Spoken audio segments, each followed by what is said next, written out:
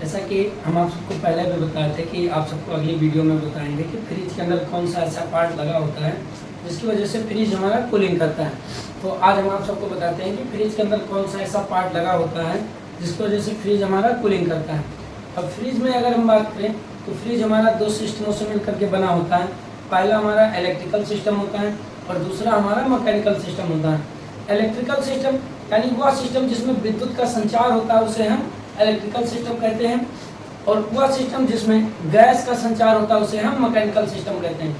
Gas के संचार के लिए अगर हम बात करें तो जैसे आपका सिंगल डोर फ्रिज हो गया या डबल डोर फ्रिज हो गया, आपका एसी हो गया, ऐसे जो भी आपके जहाँ जिस सिस्टम के द्वारा भी कूलिंग उत्पन्न होता है उसमें हमारे मैकेनिकल पार्ट ही लगे होते हैं। अगर हम मैकेनिकल पार्ट की बात करें तो मैकेनिकल पार्ट हमारे 5 होते हैं। पहला इसमें से कंप्रेसर होता है, दूसरा हमारा कंडेंसर होता है, तीसरा हमारा फिल्टर होता है और चौथा हमारा कैपिलरी ट्यूब होता है।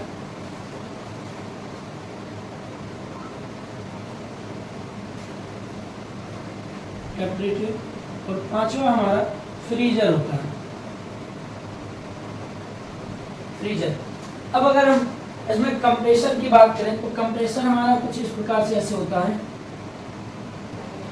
कुछ इस प्रकार से ऐसे हमारा कंप्रेसर होता है। तो इस कंप्रेसर के अंदर हमारे 3 मुख्य पाइप लाइनें होती हैं और 3 पिनें होती हैं। अगर लाइनों की हम बात करें तो इसमें लाइन एक हमारा डिस्चार्ज लाइन होता है,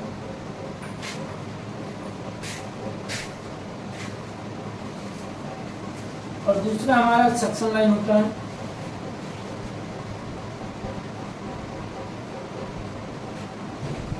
और तीसरा हमारा चार्ज लाइन होता है।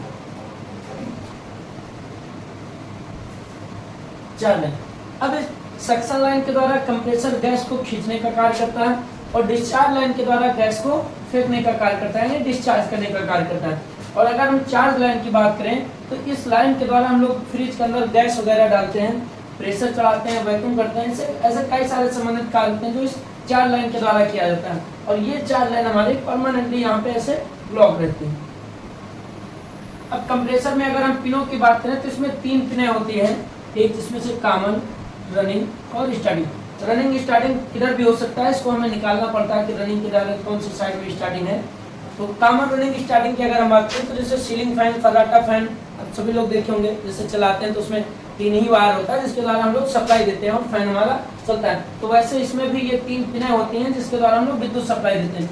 नीचे के साइड में अगर कंप्रेसर के देखेंगे तो एक रबड़ लगा होता है जिसको हम लोग ग्रोमेट रबड़ कहते हैं, यानी यहाँ पे ये जो रबड़ लगा होता है ये हमारा ग्रोमेट रबड़ होता है।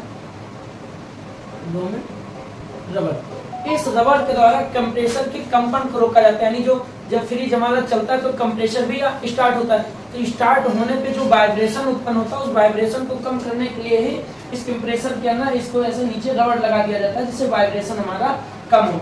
इसके बाद में गैस यहाँ कंप्रेसर से निकल करके कंडेंसर में जाती है। यहाँ कंडेंसर भी आपका कुछ इस प्रकार से आप देखेंगे फ्रिज के पीछे साइड में ऐसे जाली टाइप का लगा होता है, कुछ इस प्रकार से ये लगे। कंडेंसर बहुत से लोग जैसे फैन वगैरह में एक सेल टाइप का जो लगा होता है उसको भी कंडेंसर कहते हैं, लेकिन वो कंडेंसर नहीं होता है, एक्चुअली में वो कैपेसिटर होता है, उसको कैपेसिटर कहा जाता है। कंडेंसर हमारा ये होता है तो हमारे कूलिंग सिस्टम में लगा होता है, यानी जिस सिस्टम के द्वारा हम लोग कूलिंग को उत्पन्न करवाते हैं उसे रेफ्रिजरेशन सिस्टम भी कहते हैं या फिर आप कूलिंग सिस्टम भी कह सकते हैं। तो इसमें ये जो जाली टाइप का प्रयोग किया जाता है इसको कंडेंसर कहा जाता है। इस कंडेंसर की अगर हम बात करें तो इस कंडेंसर का कार्य होता है कि टेम्परेचर से जो हमारा कुछ ताप का रेफ्रिजरेंट जाता है, जैसे ये रेफ्रिजरेंट यानी गैस को कंप्रेस करता है, गैस को कंप्रेस करने पर ये गैस का ताप बढ़ा देता है, यानी जब इसका ताप बढ़ के डिस्चार्ज होता है गैस हमारा लगभग 80 डिग्री के आसपास से ये गैस हमारा डिस्चार्ज होता है। डिस्चार्ज होने पर ये सीधा कंडेंसर में जाता है।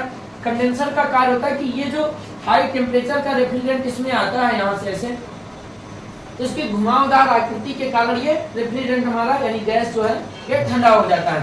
तो यहाँ पे और जब ये ठंडा होता है तो तरल अवस्था में हो जाता है। जैसे अगर पानी हो, पानी की अगर हम बात करें तो पानी को जब हम गर्म करते हैं तो हमारा भाप अवस्था में होता है और जब ठंडा होता है तो वो तरल अवस्था में हो जाता है। वैसे ही ये गैस हमारा होता है, जब ये गैस इस टेम्परेचर के द्वारा कंप्रेस होता है तो ये 80 डिग्री के आसपास हो जाता है जिससे वो गैस की अवस्था में चेंज हो जाता है, यानी भाप अवस्था में चेंज हो जाता है। उसके बाद ये कंडेंसर में पहुंचता है, तो कंडेंसर के घुमावदार आकृति के कारण ठंडा होता है, और जब ये ठंडा होता है तो तरल अवस्था में हो जाता है। यहाँ पर ये गैस हमारा जो पहुंचता है तो ये तरल अवस्था में हो जाता है, और इसका ये जो टेम्परेचर होता है ये 40 से 45 डिग्री के आसपास में हो जाता है।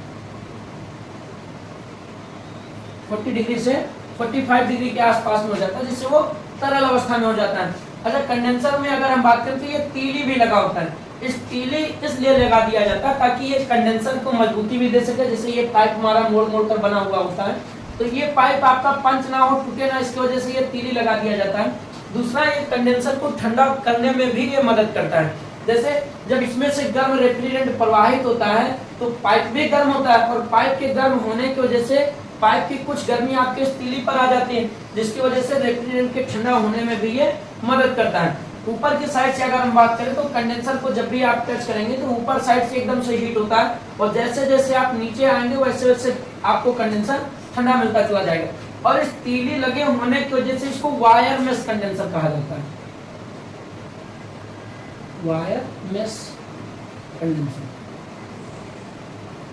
वायर मेश कंडेंसर, यानी देखो इसके नाम से ही हमें पता चलता है कि वायर मेश, यानी जो वायर से मिल करके बना हो उसे हम वायर मेश कहते हैं। तो ये कंडेंसर भी हमारा देखो कई सारे तीलियों, इसमें तीलियां लगी हुई हैं जिससे ये बिल्ड करके बना हुआ, तो इसलिए इसको जो है हम वायर मेश कंडेंसर कहते हैं। उसके बाद में हमारा फिल्टर लगा होता है, ये फिल्टर लगा होता है, और इस फिल्टर को हम लोग ड्रायर फिल्टर कहते हैं। इसके दोनों साइडों में ऐसे जाली लगा होता है रेफ्रिजरेंट को फिल्टर करने के लिए, ऐसे, और बीच में इसके ड्रायर पदार्थ भरा होता है ऐसे।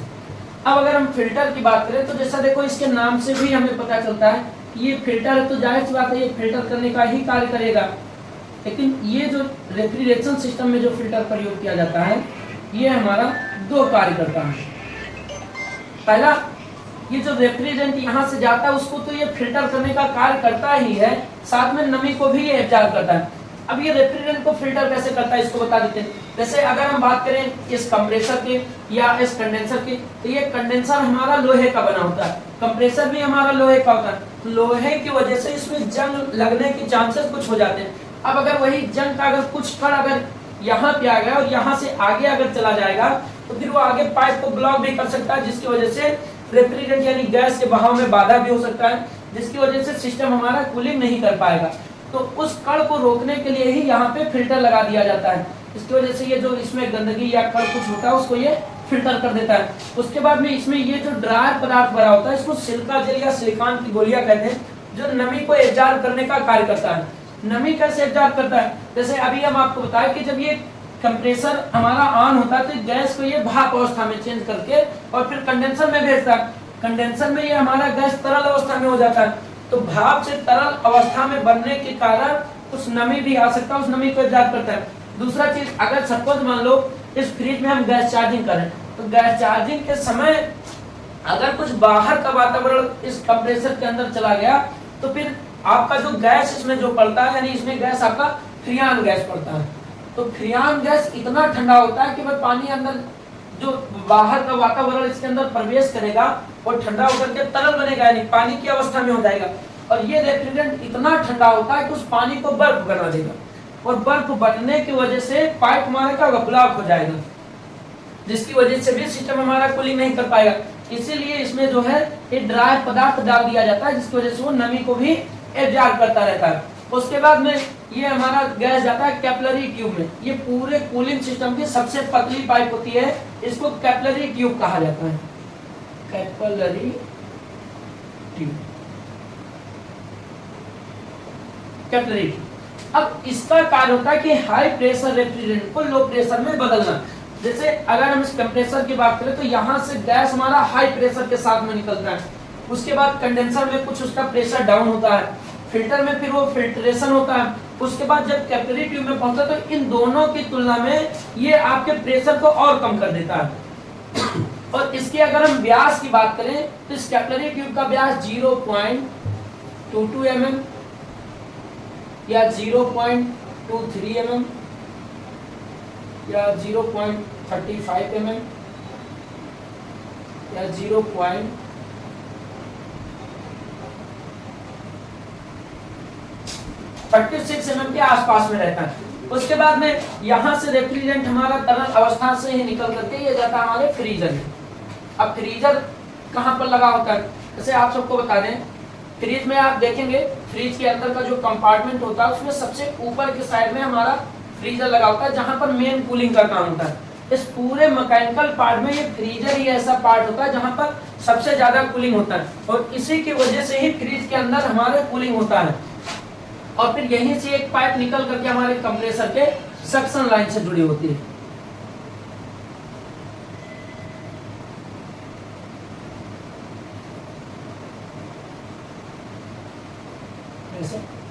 सक्शन लाइन से जुड़ी होती है। अब अगर हम फ्रीजर की बात करें तो फ्रीजर का कार्य होता है किसी भी वस्तु या स्थान के गर्मी को अवशोषित कर करके वहां पर ठंडा उत्पन्न करना, यानी ठंडे को जो है उत्पन्न कर देता है। जैसे कोई भी चीज हो, जैसे अगर हम एसी की बात करें तो रूम के अंदर जब एसी हमारा लगता है तो वो रूम का जो हीट टेम्परेचर होता है उसको वो एब्जॉर्ब कर लेता है, यानी अपने अंदर अवशोषित कर लेता है, और उस रूम के अंदर ठंडी उष्मा को वो छोड़ता रहता है, जिससे हमारा रूम ठंडा हो जाता है। वैसे ये फ्रिज का ये हमारे फ्रीजर है, इसको भी कई सारे नामों से जाना जाता है। जैसे बहुत सारे लोग फ्रीजर कहते हैं, कुछ लोग इवापोरेटर कहते हैं, कुछ लोग कूलिंग कॉइल कहते हैं, ऐसे इसको कई सारे नामों से जाना जाता है। कार्य फिर से आपको बता दें कि फ्रीजर का कार्य होता है किसी वस्तु या स्थान के गर्मी को अपने अंदर एब्जॉर्ब करना और वहां पे ठंडी उष्मा को उत्पन्न करके छोड़ देना, जिससे वहां का टेम्परेचर ठंडा हो जाता है। अब अगर फ्रीजर की बात करें तो यहाँ पर 0 से लेकर के -4 डिग्री टेम्परेचर का ये फ्रीजर हमारा ठंडा करता है, जिसकी वजह से ही फ्रीजर के अंदर हमारे बर्फ बनता है। अगर हमें कम समय के अंदर बर्फ बनाना होता है तो हम इनडायरेक्टली फ्रीजर के अंदर ही रख देते हैं, जिससे हमारा बर्फ जो है जल्दी बन जाता है। और इन्हीं पांचों पार्टों की वजह से ही हमारा जो है सिस्टम कूलिंग करता है। अब इन्हीं पांचों पार्टों को अगर आप इसको अच्छे से समझ जाते हैं तो फिर चाहे वो आपका सिंगल डोर फ्रिज हो या आपका डबल डोर का फ्रिज हो या कोल्ड ड्रिंक वगैरह वाले जो कोको कोला की जो मशीन रखते हैं वो हो, या फिर आपका वाटर कूलर हो या फिर एसी हो, इन सब में आपका यही पांचों पार्ट होता है। इन्हीं पांचों पार्टों की वजह से ही हमारे सिस्टम में कूलिंग होता है, और इसके अलावा और भी कोई ऐसा पार्ट नहीं होता जिसकी वजह से हमारे फ्रिज या डीप फ्रीजर या एसी के अंदर कूलिंग होता हो। ये सबसे ज्यादा इंपॉर्टेंट बेस है। फिर से आप सबको समझा देते हैं थोड़ा शॉर्ट टाइम में। ये हमारा कंप्रेसर है। हाँ, अगर हम कंप्रेसर की बात करें तो पहले कंप्रेसर क्या था कि एचपी के अकॉर्डिंग प्रयोग किया जाता था, जैसे 1/6 एचपी, 1/8 एचपी, 1/10 एचपी। लेकिन अब जो कंप्रेसर प्रयोग होते हैं वो हमारे नंबर के अकॉर्डिंग प्रयोग होते हैं। जैसे अगर हम एलजी कंप्रेसर की बात करें तो एलजी कंप्रेसर में मॉडल नंबर कुछ इस प्रकार से आता है, जैसे MA42 हो गया, यानी MA42 हो गया, MA53 हो गया। तो ऐसे अब जो है ये नंबर के अकॉर्डिंग कंप्रेसर हमारे प्रयोग किए जाते हैं। हर कंपनियों में अब नंबर के अकॉर्डिंग ही आता है, एचपी के अकॉर्डिंग बहुत ही कम यूज किए जाते हैं फ्रिज वगैरह में। अब फ्रिज वगैरह में इस नंबर के बेस पे प्रयोग किए जाते हैं। अब समझ लेते हैं कंप्रेसर। कंप्रेसर के अंदर 3 मुख्य लाइनें होती हैं। सक्शन लाइन, जिससे कंप्रेसर गैस को खींचने का कार्य करता है। जैसे अगर हम इंजन वगैरह की बात करें तो इंजन भी देखो एक तरफ से पानी को खींचता है, दूसरी तरफ से पानी को फेंकता है, और जहां से फेंकता है वहीं पे हम एक पाइप को लगा करके पानी को हमें जितने भी दूर ले जाना होता है उतनी दूर हम ले करके चले जाते हैं। तो वैसे ये कंप्रेसर हमारा है, इधर सक्शन लाइन से खींचता है और ये डिस्चार्ज लाइन के द्वारा फेंकता है। तो जहां से ये गैस को फेंकता है वहीं पे हम इस कंडेंसर की पाइप को बेल्ड कर देते हैं, और पाइपों के द्वारा ही फिर हम गैस को फ्रीजर तक लेकर के जाते हैं, जिससे कूलिंग उत्पन्न होता है। और ये 4 लाइन होता है जिसके द्वारा हम लोग गैस चढ़ाते हैं, प्रेशर डालते हैं, ऐसे भी कई सारे कार्य हैं जिनको हम करते हैं। और ये लाइन ब्लॉक रहता है, आवश्यकता अनुसार ओपन करके कार्य करते हैं, फिर इसको ब्लॉक कर देते हैं। पिनों की अगर बात करें तो ये इसमें 3 पिनें होती हैं, एक कॉमन होता है, रनिंग और एक स्टार्टिंग होता है। कंप्रेसर के बेस में अगर हम रबड़ की बात करें तो ये हमारा ग्रोमेट रबड़ होता है, जिसके द्वारा वाइब्रेशन या कंपन को कम किया जाता है। फिर उसके बाद ये कंडेंसर लगा होता है। कंडेंसर का कार्य यहाँ से जो हीट टेम्परेचर का रेफ्रिजरेंट आता है उसको ठंडा करना होता है। और ये हमारा वायर मेश कंडेंसर होता है, यानी जो तीलियों से मिल करके बना होता है उसी को वायर मेश कंडेंसर कहते हैं। उसके बाद में ये हमारा ड्रायर फिल्टर लगा होता है। फिल्टर का कार्य रेफ्रिजरेंट को फिल्टर करना और नमी को एब्जॉर्ब करना होता है। कैपिलरी ट्यूब की अगर हम बात करें, ये हमारा कैपिलरी ट्यूब लगा हुआ है। कैपिलरी ट्यूब ये पूरे रेफ्रिजरेशन साइकिल या रेफ्रिजरेशन सिस्टम या कूलिंग सिस्टम समझ सकते हैं, उसकी सबसे पतली पाइप होती है। इसका कार्य हाई प्रेशर रेफ्रिजरेंट को लो प्रेशर में बदलना होता है। फ्रीजर की अगर हम बात करें तो इसका कार्य होता है कि किसी भी वस्तु या स्थान के गर्म उष्मा को एब्जॉर्ब करना, वहां पे ठंडी उष्मा को उत्पन्न करना होता है। तो इस प्रकार से हमारे पांचों पार्ट की वजह से ही हमारा सिस्टम कूलिंग करता है और इसमें कोई भी एक ऐसा पार्ट नहीं होता जिसकी वजह से कूलिंग होता है। अब आप सबको प्रैक्टिकल में अगले वीडियो में बताएंगे कि कौन सा पार्ट कहाँ लगा होता है और किसकी वजह से। अब आप सबको हम अगली वीडियो में बताएंगे कि आखिर इन समय से ये condenser, temperature, filter, capillary tube और ये जो हमारा फ्रीजर है ये कहाँ पर लगा होता है और कैसे कार्य करता है, ये सब हम आप सबको अगली वीडियो में बताएंगे कि कहाँ पर हमारा पार्ट लगा होता है। प्रैक्टिकली A to Z आप सबको हम दिखाएंगे कि कहाँ पर लगा होता है।